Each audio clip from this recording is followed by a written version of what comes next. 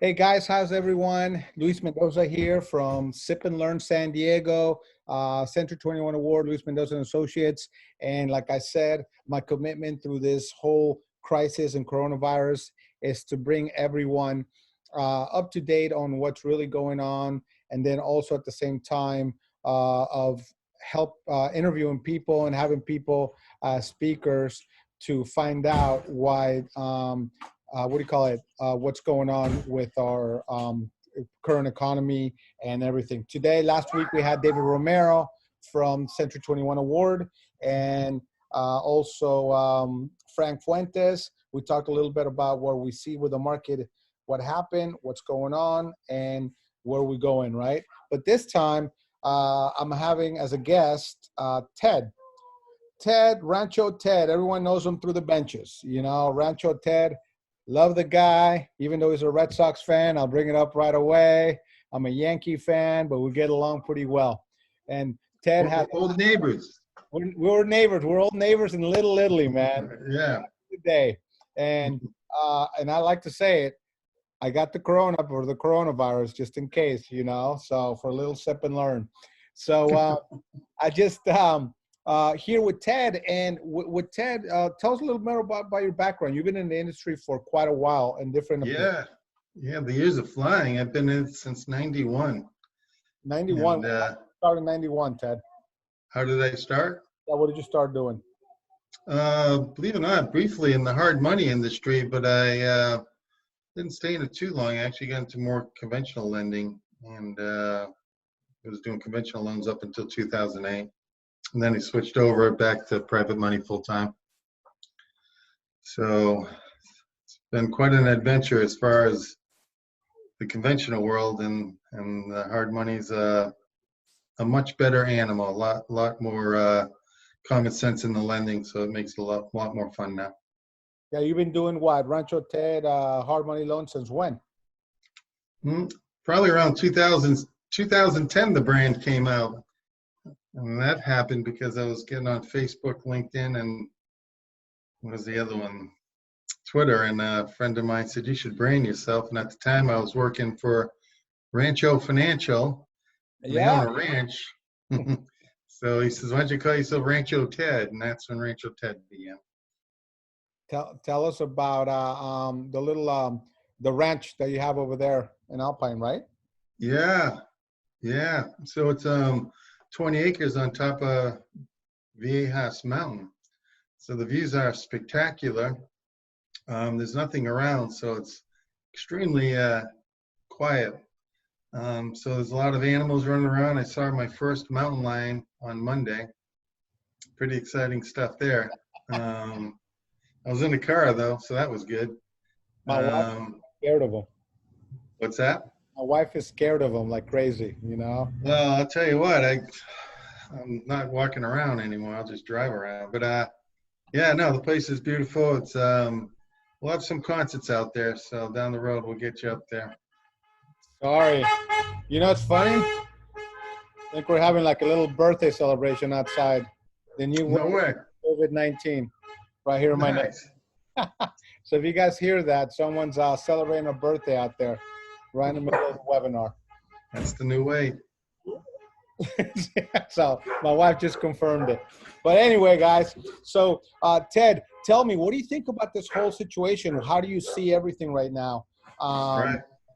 What are you know, from you've experienced 9/11, you've experienced 2008 crash, you know, what do you see right now? What do you think you know, what are you you talk to a lot of owners of real estate companies, you lenders, talk to a lot of investors, you know, what are you saying?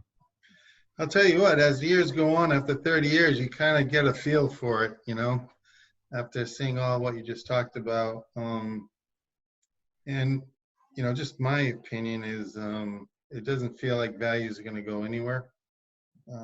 We're doing purchases right now, you know, but people do have the fear of lending because when you do private money, it's your own money. So you have private investors. So they're a little bit more concerned. And so the loan to values have dropped a little bit. Normally 70% is the number. And there may be some deals that still do 70. but 65 seems to be a number that makes people more comfortable. And if you put it at 60, they'll do it all day. But it's no problem finding money. It is, obviously not as, some people are holding their money back just in case they feel things are going to get worse. So they'll have some liquidity if they need to use money. So, but in general, it's not really affected me too much. It's been pretty good business wise. A lot of people are asking us in the industry, like yourself and myself, I'm sure, hey man, I'm sure you're dead, you're not busy, basically they feel bad for us, but actually, I think the people that been around for a while and do the business are doing the business. No doubt. I have a friend of mine. She works in the office where I do. She's a realtor and she's overwhelmed with business, man. She just had like 2 new listings and 2 new buyers. I mean, she's just like losing her mind. Well, I guess things can't be too bad if it's that busy for you. So, so you're right. People who are been in the business a while are certainly not slowing down. At least I don't see it. Yeah, and I think that's one of the biggest deals that it's the perception that you take, right? For me, I always say this is my type of market. It gets a lot of people out that a robust economy. You get people think that real estate's easy, lending's easy. Yeah. It's a little harder for all of us to conduct business. I hate to say it, it's going to have a lot of people. There's a statistic I think we talked about last week that I don't know if you heard of it. It's 1.8 million people that 1.8 million realtors were in the industry prior to COVID-19, and they are saying $500,000 are going to be out post this. And wow. I think it's going to be probably another $200,000 added to that. I mean, 200,000 people added to that. So it just tells you that the strong will survive, and that's why we're doing the Sip and Learns education and everything else. So your typical loan, hard money loan, when people say hard money, people say, well, what does that mean? The consumer's asking, well, it cost me an arm and a leg, or what is give us a feeling for it. What's your typical person right now that comes to you and says, hey, Ted, you know what? I got a situation. Well, give us a scenario. Right. Sure. You couldn't put it any better. I really look at myself, and somebody had said this before, you're really a situational lender. Just like you said, you got a situation. So I just have a lady who wants to buy this incredible piece of property up in Northern California that's out near Redding. I mean, it's in the boonies, man. But she's not going to get regular financial a lender to go over there. So she does own some properties that one's free and clear. And so the purchase price on that's like $465, and she has a property that's worth $300. So she's just going to put down like 10%. We're going to cross it with the other property. It's a nice safe loan for us. It's probably like 50% loan to value. So that's a situation where this person found an opportunity, ain't going to get a conventional loan.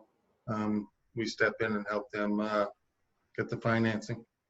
And what kind of loan, Ted, what kind of terms do you usually give? Is it, people always ask me, hey, is a hard money loan like just a year, 5 years? Or the standard's really 2 years, but investors want to keep their money out. Some of them do, not all of them. So sometimes we go 3 years, and we've can go up to 7 years. Okay. And so it's a long time. Typically, what kind of interest rates? It's all over the board. Before this little hiccup in our economy, the rates were from like 6 to 9%, but all those funds have kind of gone away, and now it's really private investors like yourself or myself or general public that lend money. The rates are really between 8 and 9% right now on residential. And then, so tell me a little bit about, what happened right after this, the lending. What usually happens? The banks will start saying, hey, you know what? We're going to go with your typical 720 FICO score, no jumbo loans. Tell me how you helped out some clients, some consumers, some agents out there on a situation like the non-QM loans. Say that one more time, The Luis. non-QM loans, how did you help them out? How did you help out the clients? How did you help out Oh, the people that were in the non-QM and they got wiped out. Yeah, that was a pretty bad scene, man. There was a lot of people that were in escrow and, you know, they're just really, we're right with the non-QMs. It's just our rates are a little bit higher because non-QM can go like 4%, 5%, and they'll do like a 30-year with a 3-year prepay. So we just stepped in and really just took over the loans. It wasn't really anything that difficult. It's just it's all about loan to value. If there's equity, we can get the loans done no matter what the situation is. what kind of LTV are you looking for? Something like that? 70% is usually the max, but it's getting a little tricky on some of that stuff. But that doesn't mean we still can't do 70% or less. You do 60%, it's a done deal, no problem. Hey, what's it called? What's been one of your give me one of your hardest deals that you saved somebody? Because I know you've done that a lot. You know, it's basically Yeah. like, Well, I got some deals that it's one time I got a call on a Thursday and the guy said, "Hey, I need like $250,000 by Tuesday." And he said, "I'm buying." 5 p.m. right? He was buying a plane. Oh, And I said, "Wow, And he said, "If you can't do it by Tuesday, then the deal's off," because he was buying it from, I think, Thailand or something like that. And that's what he does for a living. He buys planes. And so fortunately, he had a property that was free and clear at Scripps Ranch. It was worth $450,000. And we were able to close it on a Tuesday. And be honest with you, it's really not that difficult. It's really good. Just get the title report, quickly draw the docs. If it's a good loan, then the investor will be all over it. So three business days, we were able to close that, and that was unique, buying a plane. So we bought the plane. For a deal like that, you're saying, hey, what kind of assets you have, what kind of properties you have, and you have a property, we definitely can help you out for a quick solution, right? Right. And one thing I want to point out, it's I was talking about the deal earlier, but I've done deals where people come in with no money. When people have equity in other properties, you just cross it. I did one up in Sacramento where the prices are real low, but this guy had a property free and clear at 150. He wanted to buy this property for $250,000, and he had no money down. And I had done some deals for him before, so I knew the bar. I said, "Don't worry, man. We'll just cross with the other property. Combined, we have $400,000 in real estate. We lent $250 at 63% loan to value. So he bought the property with no money down." That's pretty good. And you were will you tell me something about equity lines? Because equity lines will probably be frozen up coming up, kind of like 2008. Remember, they cut the equity lines credit like right away and stuff like that. What will you tell me? I'll tell you the worst thing. Yeah, I was, but I remember the worst thing about the equity lines is when they come due and you can't get another loan. Yeah, right. That was the worst. Everybody in 2016 had that problem because they all got them in 2006, and nobody could get a loan. So they actually put you in foreclosure. It was crazy, man. So a little challenging time for some people. But yeah, we do. I've come across an investor, and I didn't think it actually existed, but it's an equity line that goes up to $5 million. Wow. The rates are between 9 and 10%. They've cut the loan to values back to 60%. But what a great way to use a loan to do construction. Yeah. When you do that, you get the construction loan. All you have to do is borrow for your equity. You don't have to get the fund, the draws, and wait for somebody to come and check it out. So great way. You're your own bank, right? You're your own. Yeah. That's the best part about it. Yeah, it's huge. I mean, it's hard. Yeah. I can imagine the taxes, I could help you out because, you're basically constructing with your own money and everything else is your own bank type of deal and everything else. What, Ted, like I said, you're Mr. Networker. That's how we met, right? I'm Mr. Zoom now, Mr. Teddy Zoom. exactly. I was Mr. Networker, back before I got married, right? And then Yes, I had kids. I remember seeing you, and for 5 years you were gone. Yeah, People were going, "Hey, where's Luis Mendoza?" Right? They yeah. found out that I didn't make it, but I was happy to say that I became a father and great kids and everything. Started my family, but you talk to a lot of like attorneys. You talk to a lot of people out there networking, real estate, Yeah. different types of industry. Um, Yes. what do you see with the people? What do you see with the people on what they're, what they sense on this crisis? You know, well, let me just talk a little bit about investors, right? I have some investors that are just, they're not doing anything. Um, and then you have some investors that they're not worried at all. So you get a little bit of both. And I'm sure that's happening with everybody, though. You've got people are on both sides, but more people, I think, are thinking this isn't going to be too bad as far as real estate goes. I'm not sure about some of the other stuff, unfortunately, with the restaurants and all that stuff. That's a challenging situation there. But as far as I know, most people, it's not going to be too bad. I think on the real estate, everything else I can't really say. Mm-hmm. So for you, basically clients could be two different type of clients, right? Or many different kinds of clients. You can have the actual consumer that needs your help, but also you can bring in investors or looking for a good return on investment, right? Tell you what, man, it's an incredible way to invest money. As you know, the stock market goes up and down. It's funny. Unfortunately, Did you see today? They announced that April was the best month in 3 decades that, Wall Street had. Well, that's not what we were saying, like three yeah, months ago, you know? yeah. It's like So heart attacks that you get, going up and going down. up and down, yeah. You know? So this is it's pretty hard to lose your money. I always tell people, I think the only way you lose your money is by wiring it. Better make sure who you're wiring it to, because that's the way you'll lose it. You won't lose it in the trust deeds. If you've got a good appraisal and a good loan to value, it's almost impossible.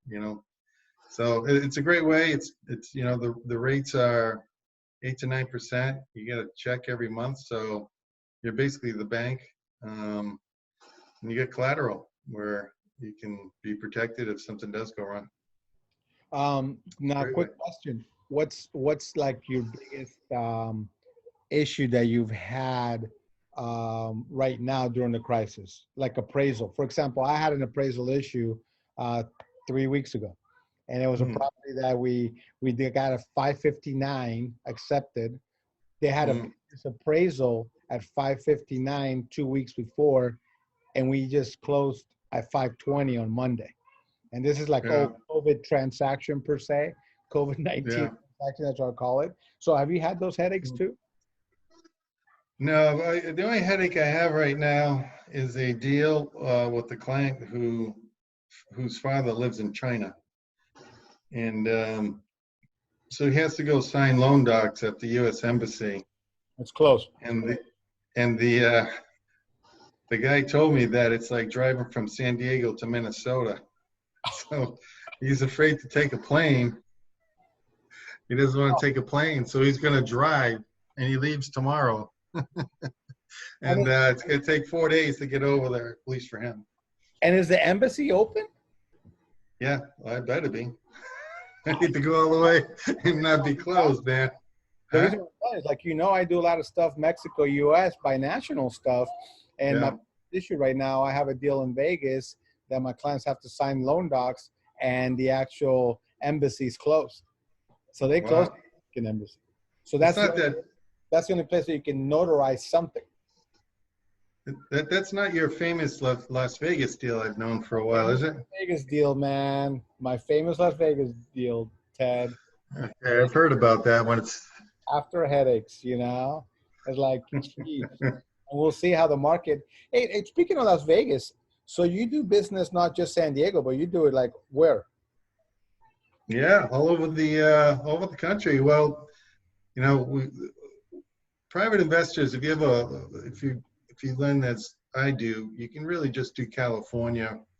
You need a fund actually to go around the country. So I've connected with a lot of funds now that can do deals at pretty much anywhere in the country. The crazy thing is, I've didn't realize I had this power, but through my power of networking, I have found sources to do large deals. And I might have told you about this one, but I got a 70 million deal in the works, Yeah, you did. which That's yeah, awesome. so pretty exciting when you get a deal with 1 point on that, 700,000, but who's counting? I know who's buying the next Yankees Red Sox series tickets. I have no problem if that thing closes. I'll buy it. Well, I don't know if I want to go to New York or Boston right now, to be honest with you. No, no, no, Jesus. My friend lives there, you know. He lives right in New York City, and he's been giving me the updates. And what does he say?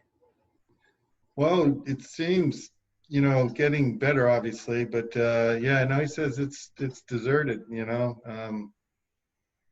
Yeah, he doesn't really do much, you know. They just stay in their house or go on the roof. That's it. It's like Vegas. Um, like Vegas, Yeah, Vegas pretty is, much, yeah. you know, all those casinos, everything else is just horrible. Oh, I can't believe that. You know, that's one I just killed. Unbelievable. Vegas, it's got to be one of the worst hit as far as financially, you know, but they had a lot of money, so they should be okay. Yeah, they're crying wolf. But, you know, I think the biggest issue with Vegas and that, you know, being with that commercial deal that I have over there is that what I've learned is that the mayor and the governor don't like each other. So it's a lot of this like Wow. political, you know, Yeah, clashing. yeah. You know, someone's going to say when you're going to open, and then it's kind of like a lot of politics and everything. So Yeah. we need to, you know, figure that out in Vegas. And I saw a meme the other day. We're really in trouble when God closes the churches and the devil closes Vegas. That's, never thought about That's pretty good. that. Very good, Luis. Uh, so we'll see. It's kind of interesting, you know. So, Yeah. and Ted, why are you a Red Sox fan, man?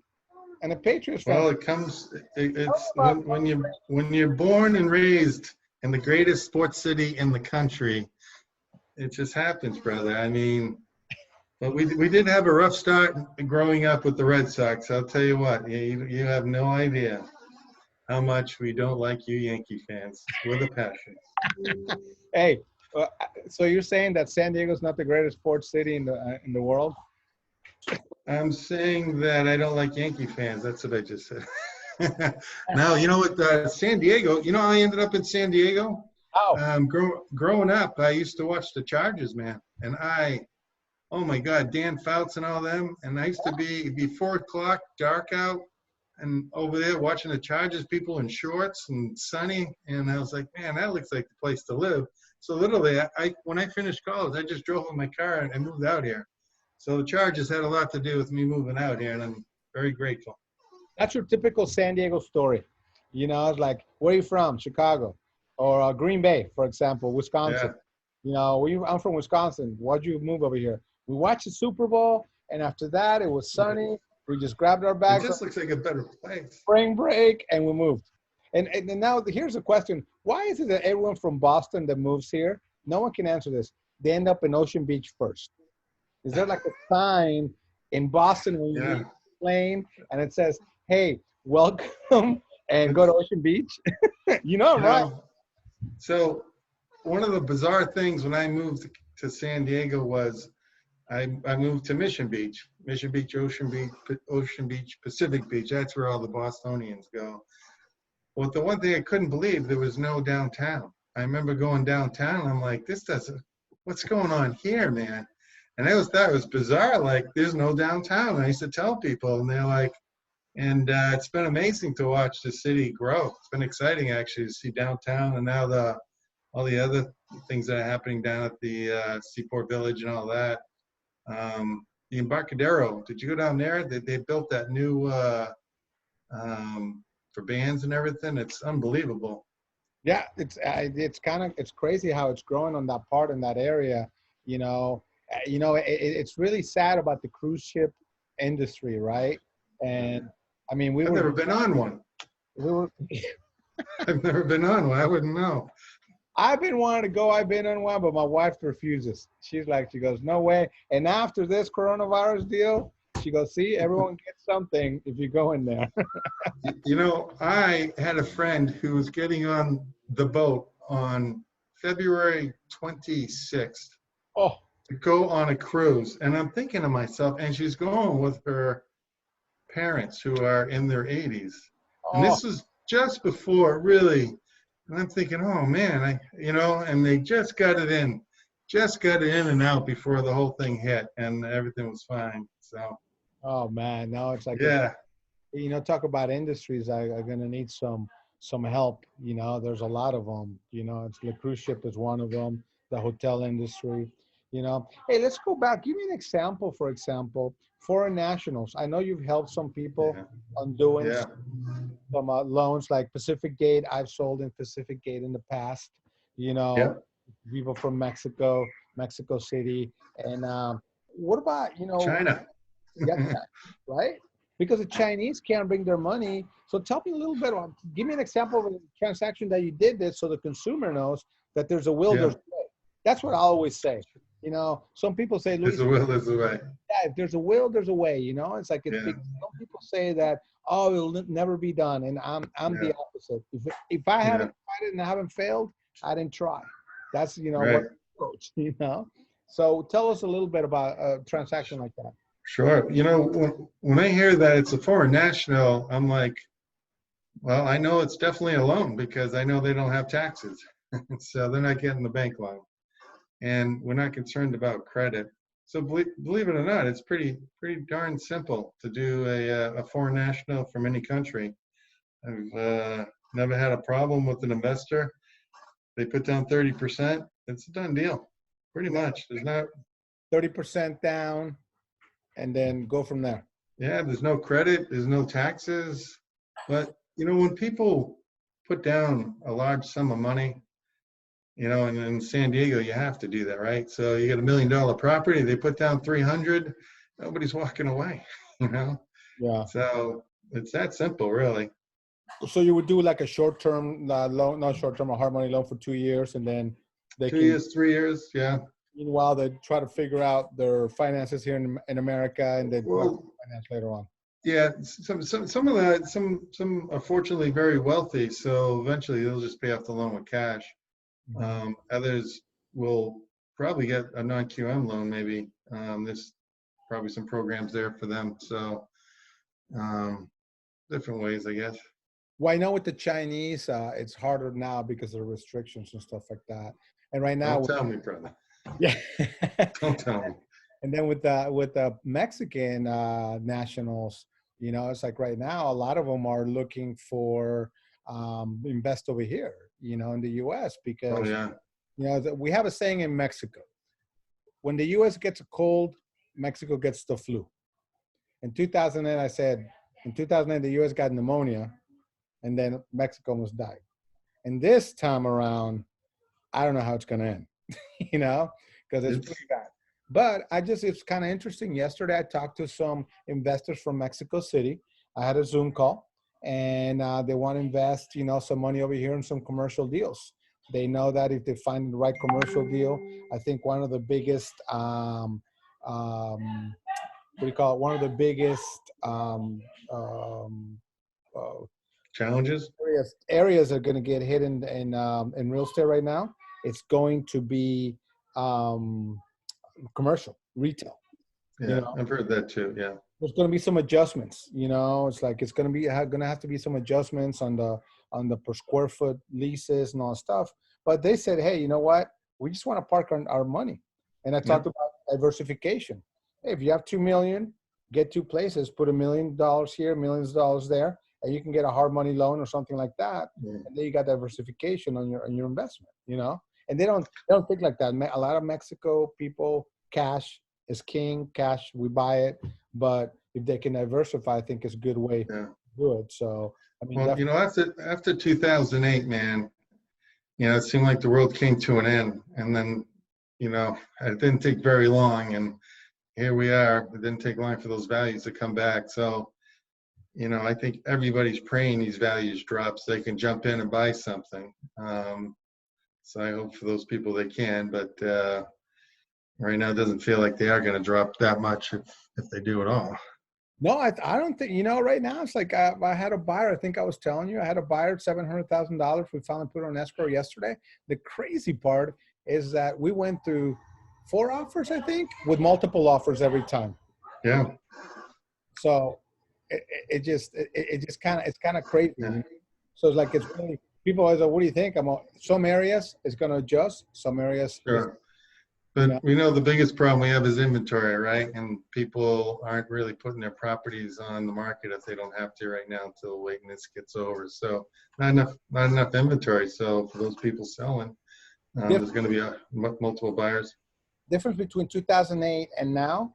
2008 we had 20,000 listings. Now we have 5,000. 5,000 is the number? Yeah. So I didn't know that. That's like really, 20,000 to 5. Wow. I mean, you can't, right? Think about that. And remember in 2008, we were like going, oh my gosh, this is going to be a long, prolonged, and it was a long L-shaped recovery, like they're talking about The Economist. And remember in 2008, though, to get a loan, that's why I got out of the industry, it was just ridiculous. So people couldn't even get loans in 2008. Now, I mean, it's much better as far as that goes, that's for sure. I have a question for you. Did you ever think we would get back to the same levels of pricing from 2000? No, that's what I was just saying. Ever since that's happened, like, I just know, and everybody's hoping these values drop so they can buy something. And why wouldn't you, right? I mean, something's at 700 or 800 and goes down to 6 or 650, bang, jump all over it and buy it quickly, right? So, but just doesn't feel it's going to happen because there's not enough inventory, and then I just think people know better now. Oh, completely. The true numbers, numbers that I've heard from some experts on it, they're saying that the 27% of the Americans owe their houses free and clear. 27%.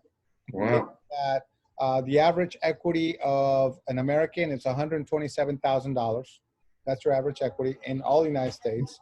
And then we have $250 billion in equity in the United States.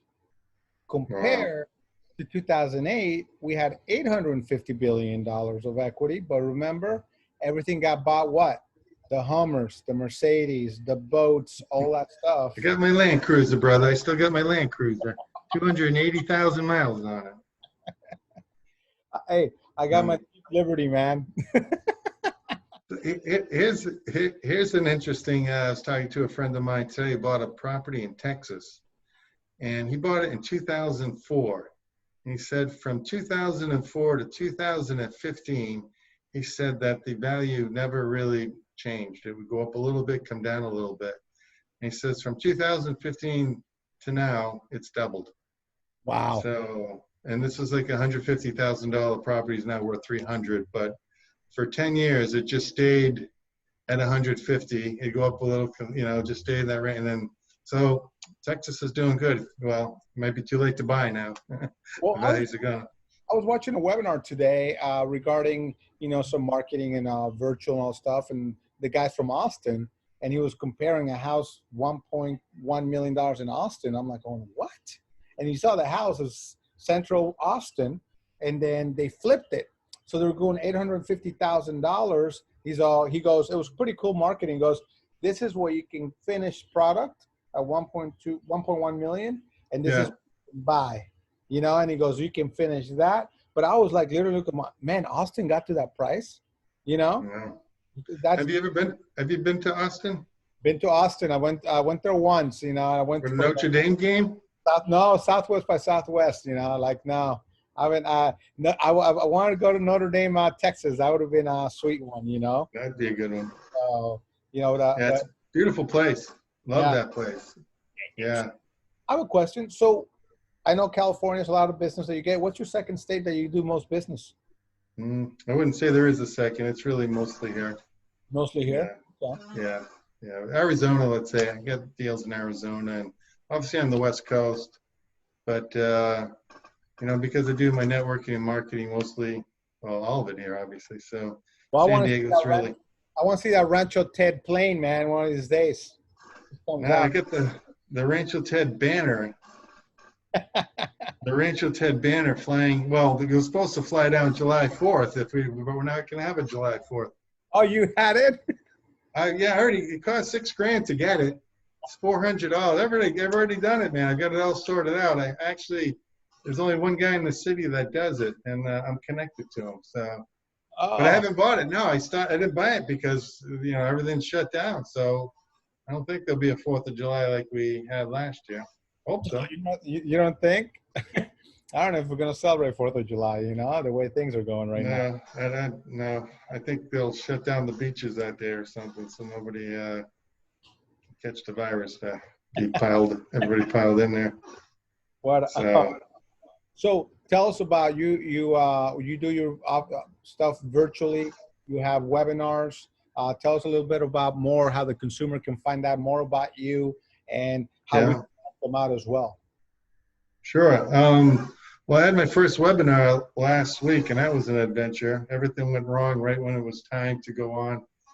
It's unbelievable. You practice it 3 times, and then it's time, and there's no volume, and I can't hear anything. I'm thinking, you got to be kidding me. Can anything go wrong? So, but the one thing I do a lot of lunch and learns, at least at the SDAR, and I'm trying to do it at people's office. But my God, is it easier just to do a webinar for everybody? Nobody has to leave the office and save money on food. So, Yeah, right. but what's that? Well, it's funny, in our company, Central Award, we've seen a huge high increase on people going to our office meetings through Zoom Yeah, than into the office. yeah, And and crazy. all these caravans out there. I mean, I sponsored one in Carlsbad, and again, I'm just here, and I'd have to drive all the way to Carlsbad from Little Italy. So how much time you save just by doing it. So no doubt this probably will change the industry some, but it's still building friendships, and that's a big part of doing good business, when you start building the friendships with different realtors and mortgage brokers. So it's important to actually see them in person, but my God, it saved a lot of money on gas and time. So it's okay. No, you're right. It's funny. Like I was telling my wife, Leslie, I go, well, yeah, we're saving money on gas, but everything's going to food now because the kids eat even more. Like they I finish know. breakfast, what's for lunch? They finish lunch, what's for dinner? It's like you feel like you've been. In 20 years, 19 years, actually 19 years of doing real estate. This what was it? This last week. So I've been doing it, and I was laughing because I'm like, I've never worked from home. I'm an office guy. I'm a guy who goes to the office. So it's been a huge transition for me, trying to get used Yeah, to work from home. Trying to yeah, my sanity, and you have the same issues, actually more issues right now with people that are. To give you an example, we had a deal where we had the tenants that agreed to everything. And then all of a sudden, when the governor announced that, hey, you know what, we have a moratorium, they said, okay, we're not getting kicked out. So you have to yeah, think box in the situations right now, man. And yeah, yeah. There's some bad scenes out there for different reasons like that. Yeah, and some good ones, I guess. I don't know, but mostly bad. But yeah, it's been a wild adventure so far, but it seems like we're starting to pull out of it a little bit, which is good. Can't wait, man. Can't. I need my sports, brother. I need my Red Sox. Hey, it's good about the pay. You don't bring up the Patriots. Look how. so I was on Twitter the other day because I've been on Twitter since it started. And I guess I got 2,000 followers. And Come on, you do? yeah, like, yeah. Wow. I'm like, Really? I'm like going, wow. So like, and I was talking to my team, oh, we need to start tweeting more and all that stuff because I'm looking at the digital formats and what we should do and all that stuff. The funny part is I saw Taiwan. So I'm like, hey, what's going on in Taiwan? So like, I check it out and it was baseball. And there was a brawl with no fans, and in Taiwan they're playing, and they They have are. cardboard people on the cardboard people carved up on the cardboards like they're fans on the Ah, rows. that is funny. Wow. So I was sitting there and I was telling Nash, my son, I go, man, I go, this is the way might be the way of baseball. My company. Well, it's going to happen like that, I think, in the beginning. But real quick with Twitter, you have 2,000 followers, really. Mhm. I've never really tweeted. I never. I I don't know. I tweet, tweet is more like a news. I'd see it more like a news type of platform, So I've been tweeting stuff about, statistics and stuff like that.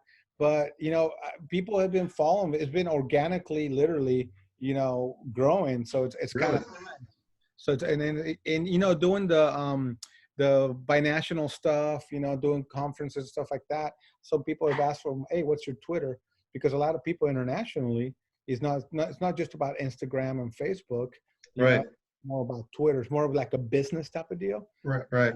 So you got to go to Twitter, Rancho 10, start following me. What do you think is the best way to get? Is it Facebook? Is it LinkedIn? What do you think is the best way for real estate agents? I think here's what I think about what I've seen right now, especially the last, I've been not organizing, but reestablishing myself in social media and digital platforms. And what I've noticed, Ted, is like Twitter is underused for real estate. Yep, because I don't use it at all, and I don't know anybody who does. You're one of the few that 2,000. That's unbelievable. Twitter, you can follow the Corcoran Group from New York. You can follow some other ones that are pretty large. Coldwell Banker, a guy from Beverly Hills, does it really well on Twitter.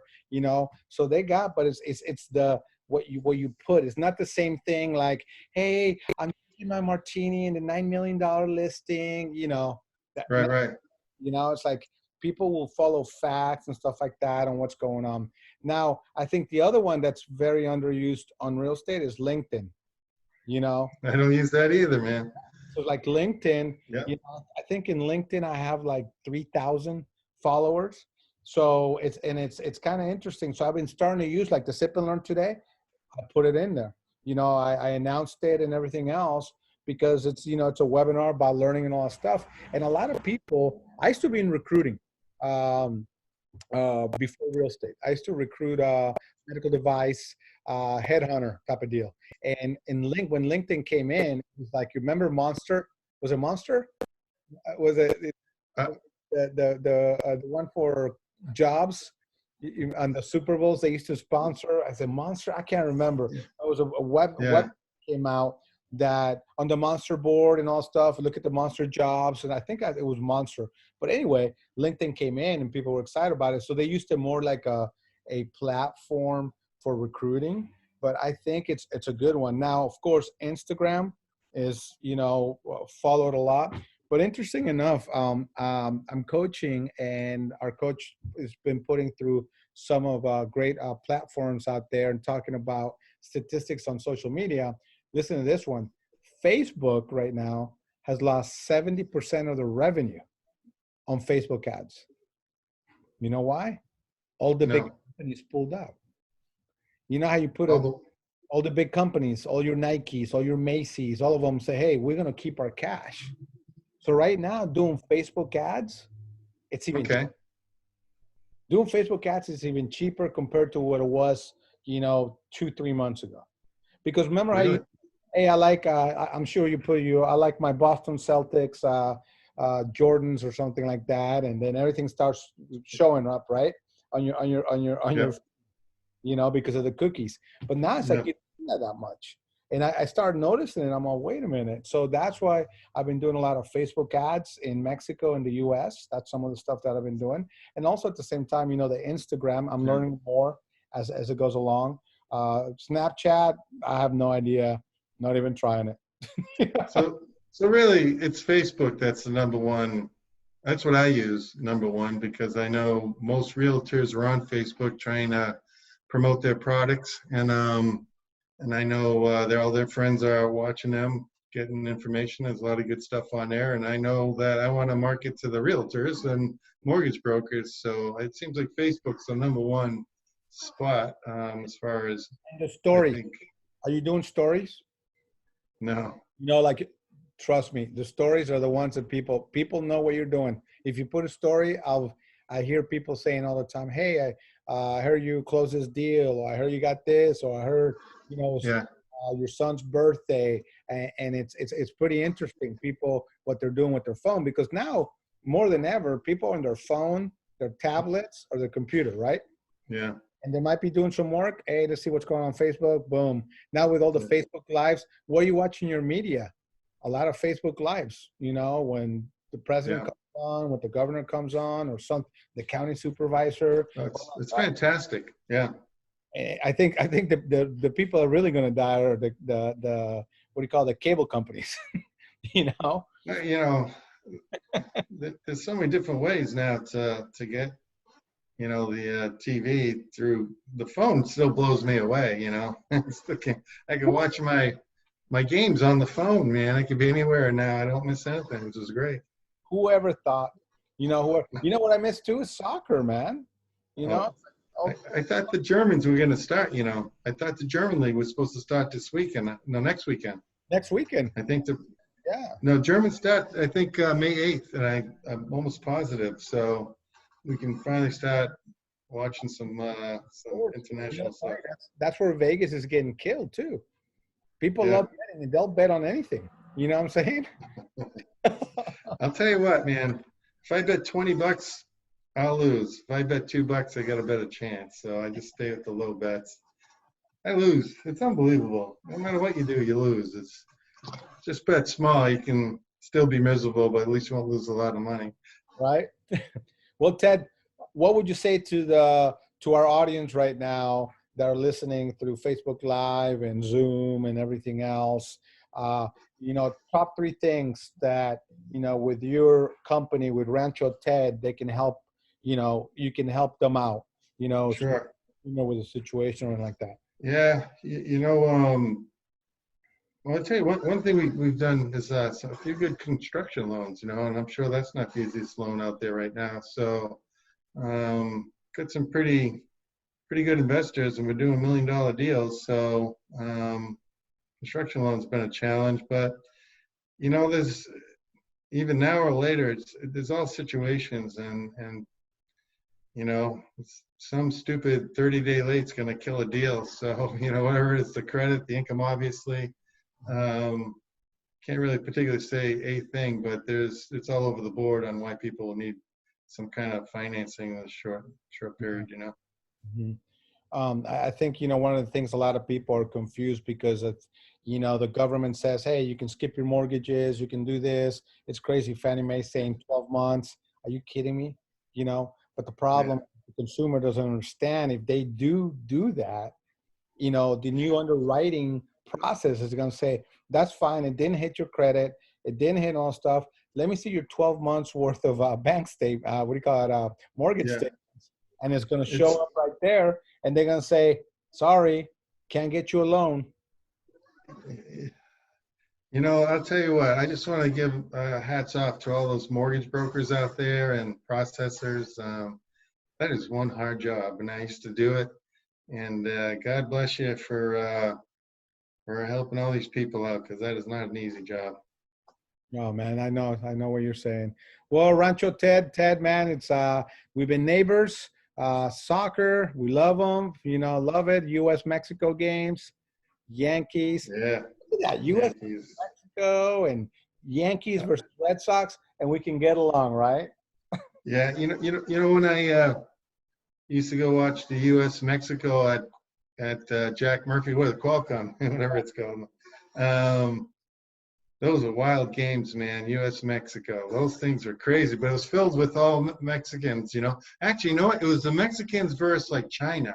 They were playing all these internationals, and I'd go and bet $20 on the Mexican team, and I'd be going crazy with them, and we'd always win, man. I'd always just be like a 1.5 favorite and win by 2, and we're all celebrating together, man.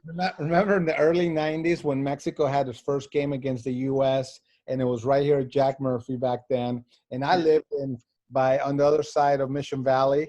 My condo was right there. It was like by McGregor's.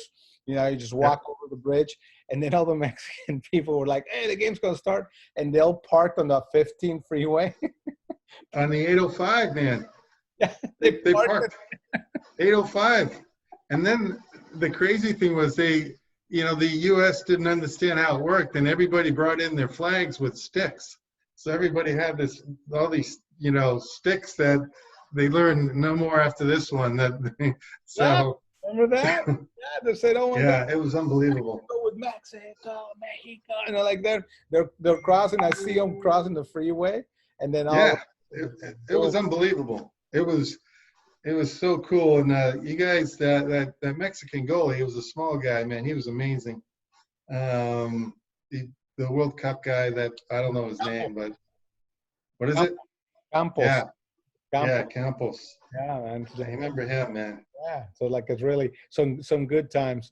Well, Ted, thanks a lot for giving us the time. RanchoTed.com is where you guys can get a hold of him. He is really very active in the community, in the industry, and everything else because he's very knowledgeable. And like I said, I've done actually, I forgot to give you guys an idea. One loan that we did have a client from Mexico, international, and he had a contract with Disneyland, and he needed $1 million to start this type of product that he was selling to Disneyland. I called Rancho Ted. I'm all, "Ted, hey man, I got the situation." We looked at it. He had the assets. He had everything, and we were able to do the loan. And it was like pretty smooth, pretty easy, and actually, it's solution oriented. I think because the longer you're in the industry in real estate, you're not just in real estate. You become people's consultant because you sold them one of the biggest investments. Later on, they want you to help them out on different ideas. So that's why I wanted to have you here in Sip and Learn San Diego and let people know, because I think it's good for the consumer that we have those avenues for people to be able to come in and get loans. Get loans in that part. Sooner or later, you'll need some private money lending. So you just don't know when. Say that again. Yeah. So Ted, thanks a lot. Any last words? No. Enjoyed it, man. Luis, I didn't expect to have so much fun. You thought I was going to bring up how many? I didn't know what you were going to do, man. I was worried. Yankees. I couldn't sleep last night. I was like all day thinking about this. Like, what's he going to do? Hey, by the way, it was your birthday 2 days ago, right? Yes. April 28th? That's right, man. You more. That's Nash's birthday. It's what? The 28th. Whose? Is what? His birthday. Nash's, you said? Nash's birthday is the 28th. He just okay, breaking up. I didn't know that. Yeah. All right. So like it's really, I saw that. I'm like, man, I like Teddy even more now. You see that picture on Facebook? That looked like we were at the W Hotel back in the day. Yeah. What's going on with that hotel, man? Remember those days? I don't know. I haven't been there in a while. The W Hotel. All right, Ted. Thanks a lot, everyone, for joining us. Sip and Learn San Diego will be here next week at 4 o'clock. Like I said, our commitment from Luis Mendoza and Associates is we're going to bring somebody in the industry or in the area that it's making changes and helping out throughout the crisis. I'll see you guys later. Thank you for tuning in, and we'll talk to you later. Ted, thanks a lot, bud. Have a good one. All right, Luis. Have a good one, brother. Good job, man. Thanks.